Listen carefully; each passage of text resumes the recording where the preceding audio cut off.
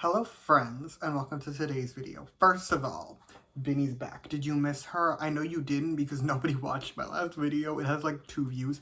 Whatever. Binny's back. I also have a Bloody Mary.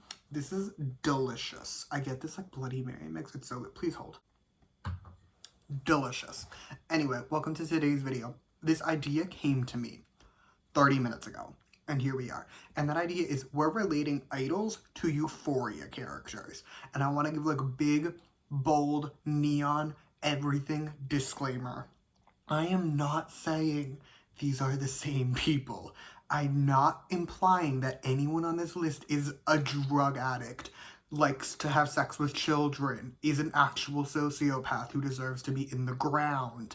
Like, none of that. They just give me similar vibes, okay? I'm glad we got that out of the way. Also, obviously, everything I say here is just my opinion. You don't have to agree with my opinion. You could think every single relation I make here is incorrect. And that's fine. I love that for us. Change of scenery because I'm editing my video. Forgot to mention this, but spoiler warnings for just Euphoria in general.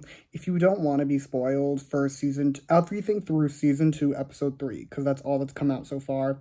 But if you don't want to be spoiled, you should probably leave. Let's get started. We're starting with Cal. Cal is Yang Hyun-suk. I know he's not an idol, but I don't care because the similarities are too real. Like, they're both old-ass men who I never want to see again, and I also want them to stay away from children. Like, that literally applies to both of them. I don't ever want either one of them interacting with anyone under the age of 40 ever again, unless it's your biological child. And I also don't want to ever see either one of you again, so I think it's a great fit. Next, we have Cal's garbage son, Nate, and YJ's garbage son, Seungri. There is one reason I made this connection. Are you ready? I bet you can figure it out. Nate belongs in prison. Seungri belongs in prison. That's it. There's no other reasoning. I just want both of them in prison for a very long time. I tried to do some form of connection between like one person to the next, either in terms of the characters or the idols. So we're next doing Nate's latest fuck buddy, Cassie, and Cassie is Wano, because y'all need to take a shower. Y'all need to take a cold shower and calm down. The over-sexualization of both of these, because that's why I picked it. Cassie, please acknowledge anything but her tits, and Wano, please acknowledge anything but his body. Like, just go take a shower, go watch some porn, go do something with your lives.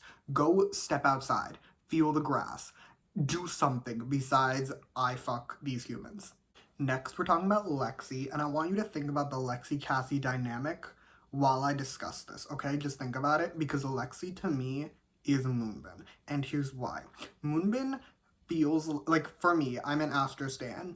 I feel like everyone, when they think about Astro, thinks about Anu. And the rest of Astro, but especially Moonbin, lives in that shadow. Lexi lives in Cassie's shadow. It's just, also, this is totally unrelated, but if any of you know and are watching this, who's older? Like, is Cassie the older one or is Lexi the older one? I don't know. I'm pretty sure it's Cassie, but it's so unclear. Whatever, that's not important. But Lexi is Moonbin. They basically both live in the, like, more famous or more popular person's shadow. The vibes are similar. I have no relation for the next person, but it's the biggest icon of this show, and that's Ali. Ali is the best character on this show. I wish he had more. I wish there was more of him, but he is the best character on this show, and Ali is giving Key. If you don't stan Ali, we can't be friends. And if you don't stan Key, we can't be friends. So I don't know what else to tell you. They just, again, give me very similar vibes. Now, for the other icon from this show, like, top 3 character for sure. Ashtray, my 12-year-old king. And 12-year-old King Ashtray gets to be linked to Jungsub for me, because let me elaborate a little bit. Ashtray, in spite of the fact he is an actual child, and the youngest one on the show by far, is one of the best characters. Yes, the 12-year-old who bludgeoned a human being, like, caved a man's skull in with a hammer and murdered him. Yeah, he's one of the best characters on this show. Similarly, Jungsub is one of the best rappers in K-pop, at least in my opinion, in spite of the fact he's a child. Basically, they're both just children outdoing your grown-ass faves. Next, Ashtray's father, brother, whatever, Fez. Fez, to me, gives Renjin. And let me explain. You'll understand a little bit better when I get to who I feel like Rue is, but Fez is like just so loving and caring and supportive of Rue, but at the same time, if you fuck with her, he will smash a bottle over your head and beat your face in and leave you going to the ER looking like you just got carried. And by that I mean like the movie Carrie, where someone dumps blood on you. And frankly, Nate deserved it. But I feel like similarly, Renjun is that like supportive bestie we all deserve. And I definitely get the vibes that if you fuck with him, he will kill you. Speaking of Rue, let's discuss our actual main character, Rue. Rue gets to be two people, because let's be honest, High Rue and Sober Rue are not the same human being at all. So we're starting with High Rue. High Rue, I say this as a diehard stan, is Hechan. Like, they're both just messy. They're both a living, walking disaster, but in a good way, kind of. Like, in an entertaining way. Like, plus, I feel like Hitchin would have the confidence to walk into a drug kingpin's little apartment thing and walk out with a suitcase full of drugs. Like, I feel like he has that confidence in him. Now, for Soberu. Soberu gets to be Jeno, because Soberu is basically obsessively devoted to Jules. Like, cannot be away from Jules for a second.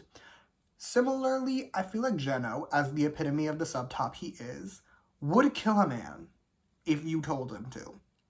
And Rue would probably kill a man for Jules. So I feel like they fit. Plus, this is totally unrelated, but I was watching The Emperor's New Groove like a month ago.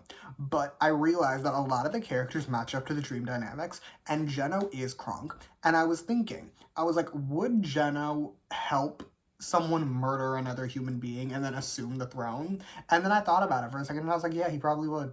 I know the last few people have been a little NCT Dream heavy. We're done with Dream because this is the last Dream character. Like, after this person, we're done with Dream. And that's McKay. McKay is Mark Lee.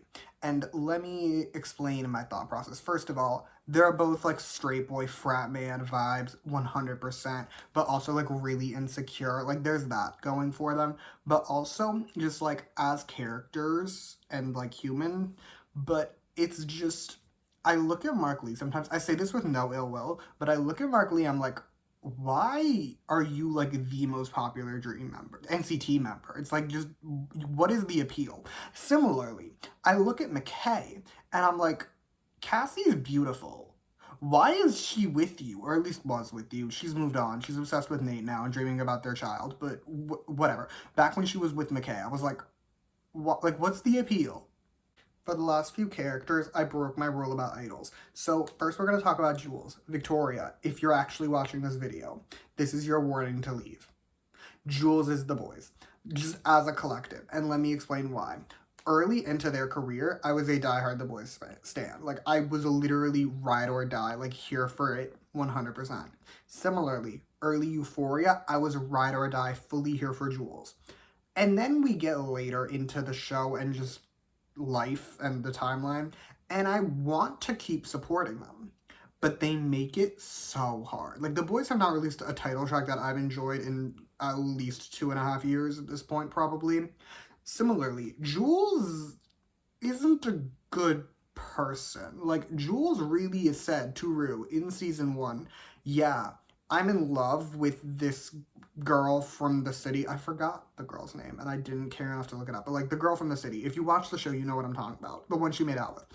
And then, in season 2, is looking at Rue being like, I don't want you around Elliot. Not because he's a drug addict, and you're a drug addict. No, because you have a crush on him. Jules, you have no legs to stand on. Go sit down. I know that was unrelated. I just wanted to rant it out. Anyway, we're going to get to our last 3 characters. I don't have any actual human beings I can link them to. They're just the vibes that I get, like the vibe of a human, and I didn't want to call individuals out because I didn't feel like doing it. But first we're going to talk about Maddie. Maddie is whatever idol you can think of where you know they can't do anything. They're only here because they're pretty. They're only here because they're pretty. That's Maddie. That's what Maddie gives me. I don't think Maddie can do anything successfully. What can she do? I don't know, but she's very pretty, and I think that's all she really brings to the table, and that sucks, but that's the vibes.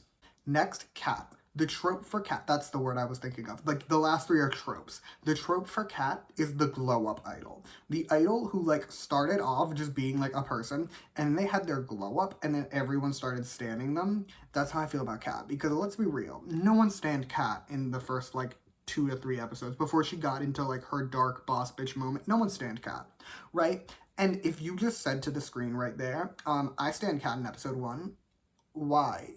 Kat didn't do anything stand-worthy. She fucked a stranger to lose her virginity and then blackmailed a child. So, like, what was Kat doing that you were standing?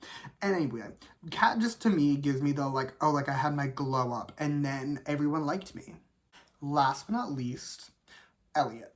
Elliot gives me that idol that thinks they're so, like, artsy and talented when it comes to music, and they can't make a good song to save their fucking life. Like, that's what I feel about Elliot.